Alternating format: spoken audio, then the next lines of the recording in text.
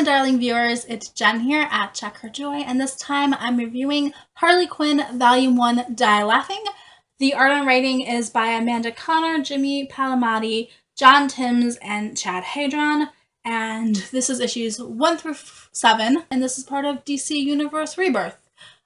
This is actually a continuation of Amanda Connor's previous Harley Quinn comics. I think they're from 2013 on, maybe. But these see Harley on her own and away from the Joker and away from Suicide Squad and kind of just trying to have her own life and her own adventures. They are a lot of fun. So these are continuation of Amanda Connor's previous run. Like, the storyline continues on from, I think it's 2013's on. But this is definitely like a jumping on point. She really quickly, in like a couple pages, rehashes what's been going on. And you can totally start here if you have not read any of Harley Quinn's comics. You don't have to read the previous ones because there's like 6 trades before this. I really love that run though. Like, I am super excited they just kept going and didn't just reboot everything and like get new writers, because I adore this version of Harley. So Harley Quinn, also known as Dr. Harleen Quinzel, is a psychiatrist, one of the two. But she worked at Arkham Asylum, and she was kind of this tightly strung woman until she met the Joker, who got into her brain and introduced her to a new way of living. The Joker and her relationship is really emotionally, physically actually abusive. It's not good, and so it's fun to see Harley on her own, away from the Joker. I love it, and see her trying to cope and move on, and she knows the Joker's bad for her, but then she's still also got this like piece of her that's still in love with him, and she's always gonna have that, I think. So Harley's kind of got these two sides to her. She's got the serious, more normal version in Harley Quinzel, who is a psychologist, I think, working at a nursing home, and she's fiercely devoted to her her patients, even if she has some maybe less than orthodox ways of treating them. And then we have the Harley Quinn that most of these comics follow, who is brash and out there and unapologetically herself. And it's delightful and energizing to read these versions of Harley. She has a pretty strong view of what she thinks is right and wrong, but it's slightly askew from what everybody else thinks. So Harley is incredibly devoted to animals, and if you abuse an animal or mistreat an animal, Harley will definitely come get you. Harley believes firmly in respecting your elders, and there are several plot points where people don't do that and also meet Harley's wrath. And then Harley is also just super accepting of anybody, whatever they're like. Like, Harley doesn't have a problem if you are a goat or an egg or anything. Like, just that's all good with her. We also have Harley is bi, which is fun because she's dating Poison Ivy, which I think is the most perfect pairing ever. They're so delightful together. And so we basically just have vigilante Harley Quinn upholding her own view of what is right and wrong. And so she's not really the bad guy. She's not trying to take over anything. It's just that her methods of doing things aren't necessarily straight-laced, which I kind of love about these comics.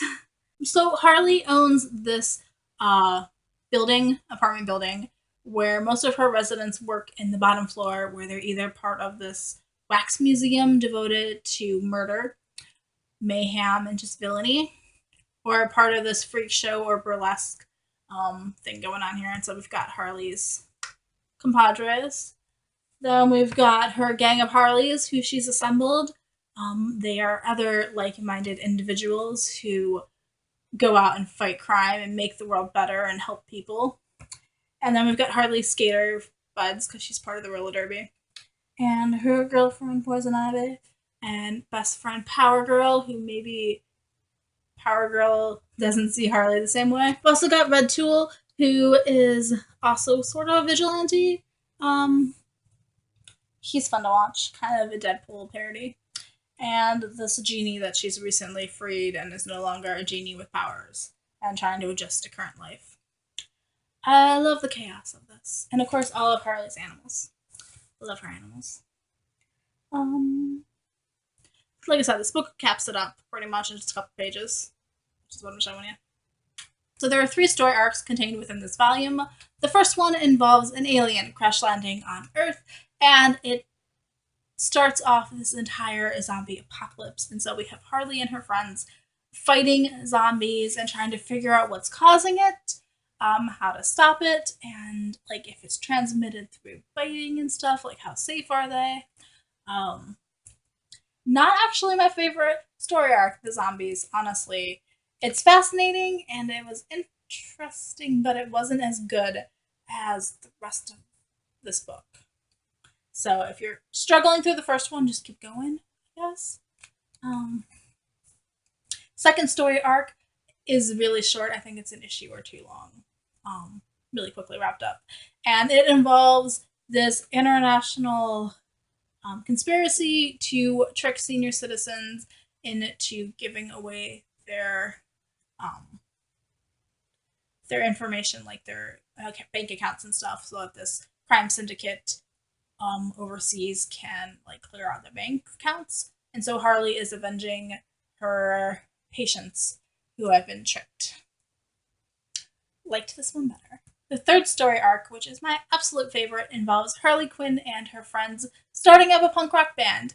And that's how they worm their way into this other rock band that is doing some shady things, stealing mail, and they've also murdered Harley's mailman. She was, liked him. So she's avenging his death.